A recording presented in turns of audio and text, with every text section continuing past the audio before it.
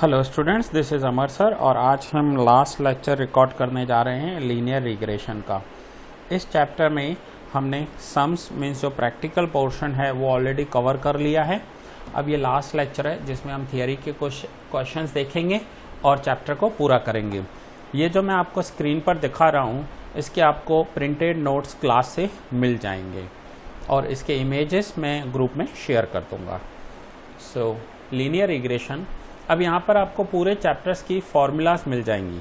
आप देखिए पूरे चैप्टर में जो भी यूज़ होने वाली फॉर्मूला है वो यहाँ पर सारे कवर किए गए हैं। नेक्स्ट पेज पर मैं क्वेश्चन कवर करने जा रहा हूँ 1 मार्क क्वेश्चन। 1 मार्क में जो आ सकते हैं वो क्वेश्चंस कौन कौन से होंगे तो वो देखिए। फर्स्ट क्वेश्चन है define regression coefficient. Regression coefficient को डिफाइन करना है। So the coefficient of b of x in the linear regression model y equals to a plus bx is known as coefficient of regression। जब भी question में coefficient of regression पूछा हो आपको b calculate करके दिखाना है। और the approximate change in the value of dependent variable। अब आपको पता है कि यहाँ पर dependent variable कौन सा है तो हम कर आए y dependent variable है। सो फिर से रीड कर रहा हूँ, change in the value of dependent variable for a unit change in the value of independent variable।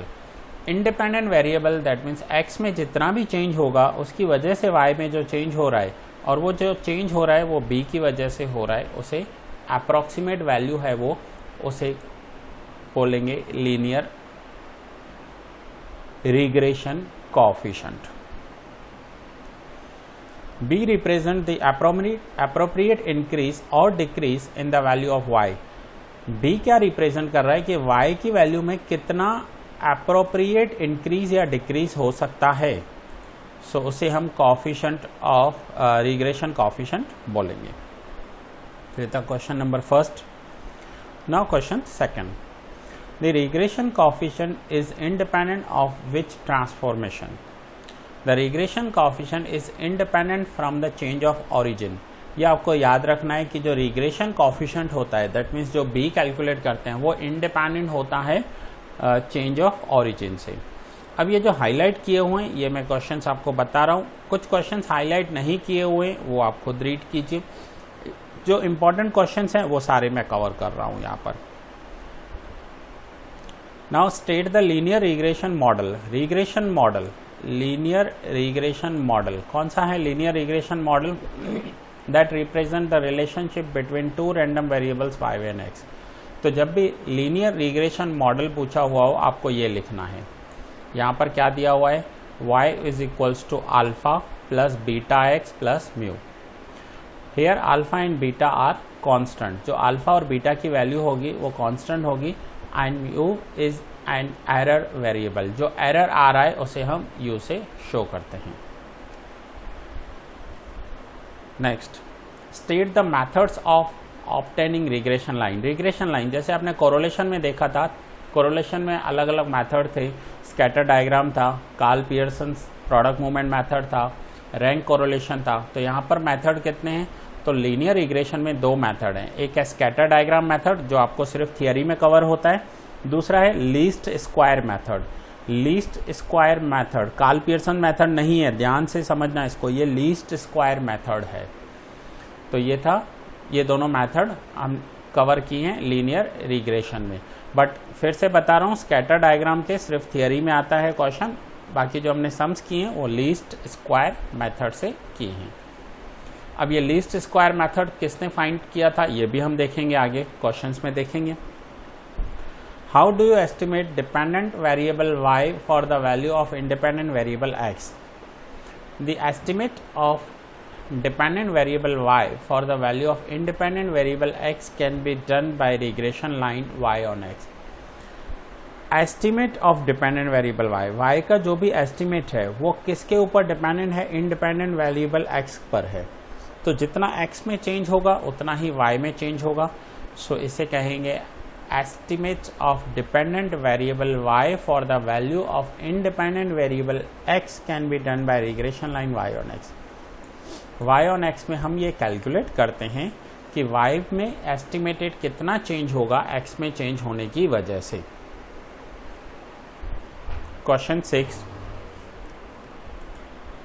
6. Why best fit regression line method is known as least square method? Answer.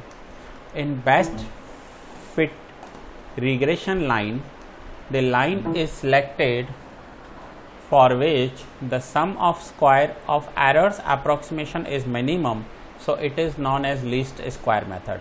इसे least square method इसलिए कहते हैं कि जो हमारी error है वो minimum होनी चाहिए. जितने एरर्स मिनिमम आएंगे उतना हमारा कैलकुलेशन परफेक्ट होगा और इस वजह से इसे लीस्ट स्क्वायर मेथड बोलते हैं. Question number 7. What do you mean by error of approximation? So error of approximation जो होता है, the difference between given value of y and the estimated value of y. Original value and estimated value के बीच में जो difference होता है उसे error कहते हैं और उसे हम शो करते हैं E equals to y minus y cap. What is the interval of coefficient of determination? Coefficient of determination का interval क्या है? मीन्स आंसर कितना आ सकता है. तो coefficient of determination होता है r स्क्वायर और r स्क्वायर का जो आंसर होगा वो 0 से लेकर +1 के बीच में आएगा, क्योंकि स्क्वायर कभी माइनस नहीं हो सकता. अगर स्क्वायर माइनस नहीं होगा तो उसका आंसर 0 से लेकर 1 के बीच में कहीं भी आ सकता है, इंक्लूडिंग बोथ दी वैल्यूज. यहाँ देखिए क्या लिखा हुआ है, 0 लेस देन और equals to R square less than और इक्वल्स टू 1. दैट मीन्स 0 भी आ सकता है, 1 भी आ सकता है और इन दोनों के बीच में कोई भी वैल्यू आ सकती है. Next question number 9. What is regression? Regression is the relation between two variables determined by an appropriate mathematical functions. Two variable के बीच में हम एक mathematical function calculate करते हैं और उसे ही regression कहा जाता है और वो x on y से हम denote करते हैं. Now अगर क्वेश्चन में ऐसा दिया हो कि interpret r square equals to 1, तो आपको क्या करना है? If r square is equals to 1, we can say that assumption or validity of regression is valid. अगर r square की वैल्यू 1 आ रही है, that means ये जो assumption है वो valid assumption है.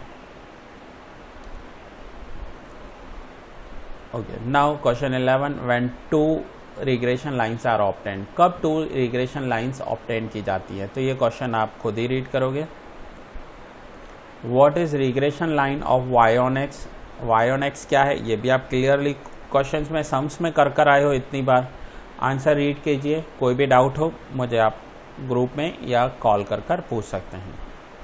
जिसमें x जो होता है वो इंडिपेंडेंट होता है और जो y होता है वो डिपेंडेंट होता है. तो देखिए यहाँ पर यही लिखा हुआ है कि जो वेरिएबल x है वो इंडिपेंडेंट है और y डिपेंडेंट है. What is linear regression model? Just हम ऊपर कर आए हैं, वो आप देख लीजिए लीनियर रिग्रेशन मॉडल किसे कहते हैं. नाउ ये सारे थे 1 मार्क के क्वेश्चन. जो भी 1 मार्क में क्वेश्चन आएंगे वो यहाँ पर मैंने कवर किए हैं. उसमें से कुछ इंपॉर्टेंट है इसलिए मैंने आपको हाईलाइट करके बता दिए. नाउ 2 मार्क में दिया हुआ है interpret b y on x equals to 5. ये 2 मार्क्स में क्वेश्चन आया हुआ है last 2 years before. So interpret b y on x equals to 5. तो हम लिखेंगे if b y on x is equals to 5, then it can be said that due to increase of 1 unit in the value of x, value of variable y will be increased by 5 units.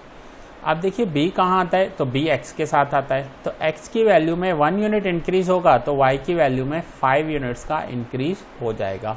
तो ये यहाँ पर b y on x represent कर रहा है. So ये था 2 mark में. नाउ 3 मार्क्स में कौन से क्वेश्चन आ सकते हैं?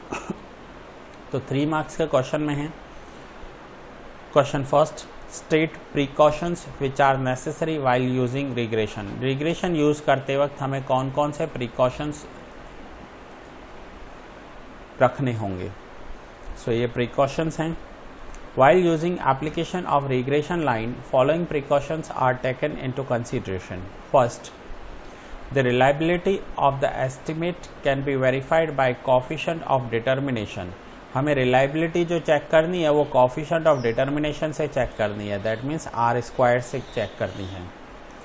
so we should use the estimate only after ascertaining the linearity of regression by coefficient of determination.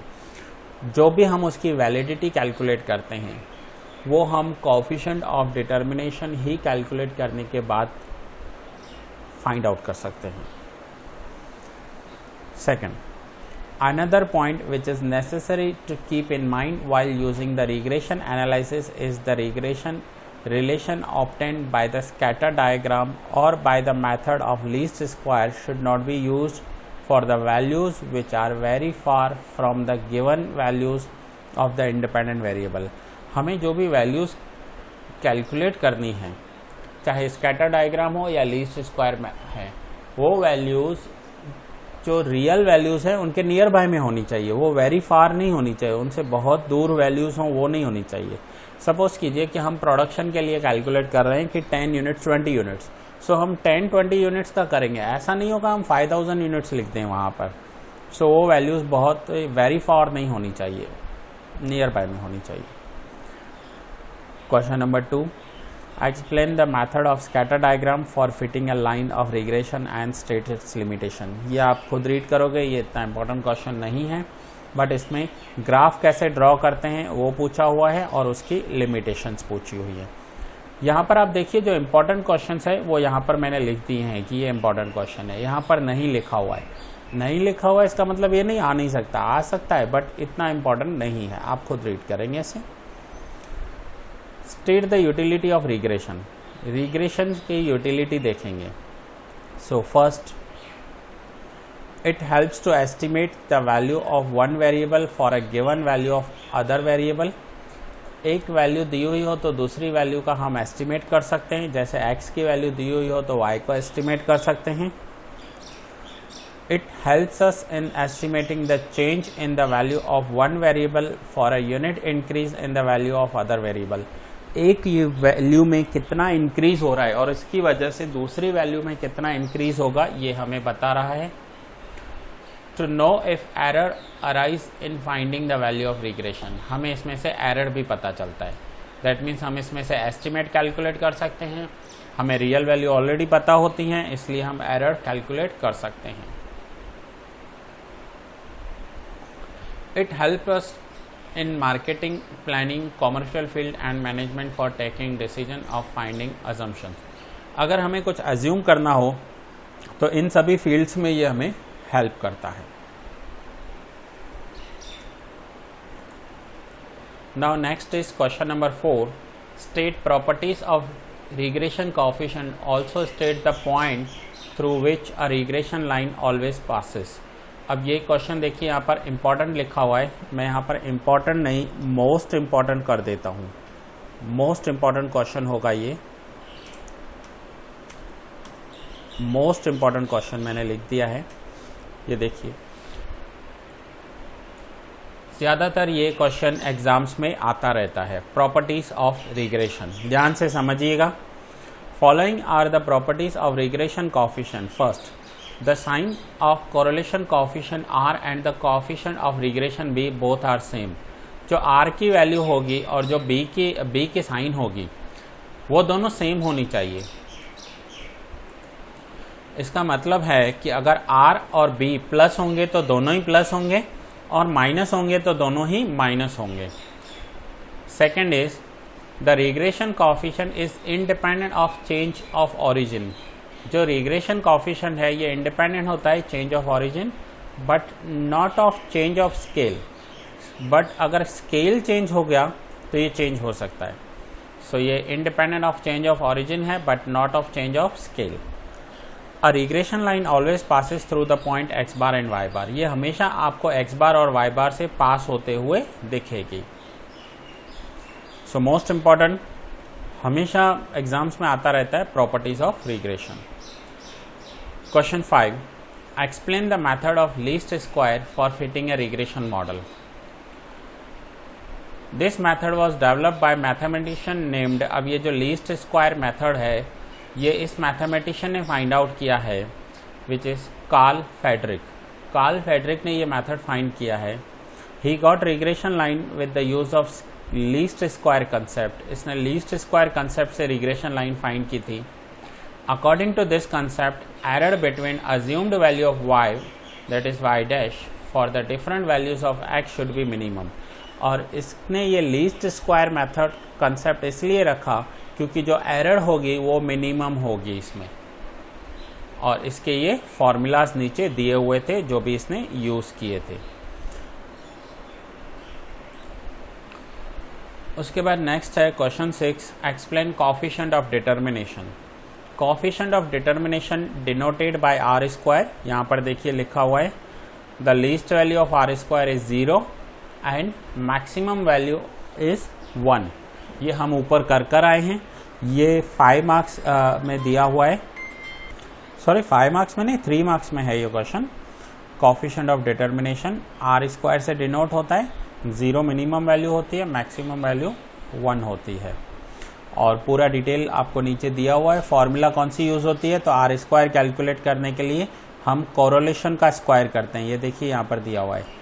Coefficient of determination को हम कैपिटल आर स्क्वायर से शो करते हैं, और कैपिटल आर स्क्वायर ही स्मॉल आर स्क्वायर होता है, इसलिए इसकी जो वैल्यू है वो 0 से लेकर 1 के बीच में आती है। Now question number 7 last question है, explain the statement there is a cause and effect relationship between two variables by giving a suitable example. Cause and effect relationship, also define independent variable and dependent variable. So यहाँ पर देखिए, out of 2 random variable, if value of one variable change, then how it affects on another variable is known as cause and effect. Cause and effect किसे कहते हैं कि एक value में change हुई वो उसका कॉज है, उसका इफेक्ट क्या आ रहा है दूसरी वैल्यू पर। Relationship between 2 variables, for example rain and production. Rain कितनी हो रही है और प्रोडक्शन कितना हो रहा है, बारिश कितनी हो रही है और उस बारिश की वजह से प्रोडक्शन में कितना चेंज आ रहा है, that is known as cause and effect relationship. दूसरा इसका एग्जांपल दूं मैं आपको, प्राइस एंड डिमांड। प्राइस में जितना चेंज होगा डिमांड में अकॉर्डिंगली चेंज हो जाएगा। So here rain is independent variable X, rain को हम इंडिपेंडेंट वेरिएबल एक्स बोलेंगे, and production is dependent variable Y, क्योंकि प्रोडक्शन जो है वो डिपेंडेंट है वाई के ऊपर, जितना x में चेंज होगा उतना ही y में चेंज आएगा। When now we can assume through this relation that is the reaction on production due to increase or decrease in rain। अगर रेन इंक्रीज हो रही है तो प्रोडक्शन इंक्रीज होगा, और अगर रेन डिक्रीज हो रही है तो प्रोडक्शन भी डिक्रीज होगा। सो जो बारिश है वो इंडिपेंडेंट है और जो प्रोडक्शन है वो डिपेंडेंट है। तो यहाँ पर इंडिपेंडेंट वेरिएबल समझाया गया है जिसमें जो रेन है वो इंडिपेंडेंट है, और जो बारिश की वजह से जो प्रोडक्शन में चेंज आ रहा है वो डिपेंडेंट है, और डिपेंडेंट को डिनोट करते हैं वाई से और इंडिपेंडेंट को डिनोट करते हैं एक्स से। सो फ्रेंड्स, ये हमारे थियोरी के नोट्स थे, इसका प्रिंट आउट आपको क्लास में से मिल जाएगा। अगर आपको कुछ भी डाउट है तो आप इस नंबर पर कांटेक्ट कर सकते हैं मुझे, कोई भी डाउट होगा वो मैं सॉल्व करूंगा। क्वेश्चंस हैं अकॉर्डिंग टू मार्क्स दिए हुए हैं, मोस्ट इंपॉर्टेंट क्वेश्चंस हैं, सारी फॉर्मूलाज भी कवर की गई हैं, और ये वो क्वेश्चंस हैं जो लास्ट फ्यू ईयर से एग्जाम्स में पूछे गए हैं। सो ये थियरी पर्पस है, इसके मैं इमेजेस ग्रुप में शेयर करूंगा। आप अपने घर पर रहिए, सेफ रहिए। यहाँ पर हमारे 2 चैप्टर पूरे हुए, एक लीनियर कोरिलेशन, दूसरा लीनियर रिग्रेशन। आगे नेक्स्ट हम स्टैटिस्टिक को ही कंटिन्यू करेंगे, and most probably time series में स्टार्ट करूंगा नेक्स्ट लेक्चर में। सो ये लेक्चर यहाँ पर ही पूरा करता हूँ, और बहुत जल्द मिलते हैं नेक्स्ट लेक्चर में। तब तक के लिए बाय बाय।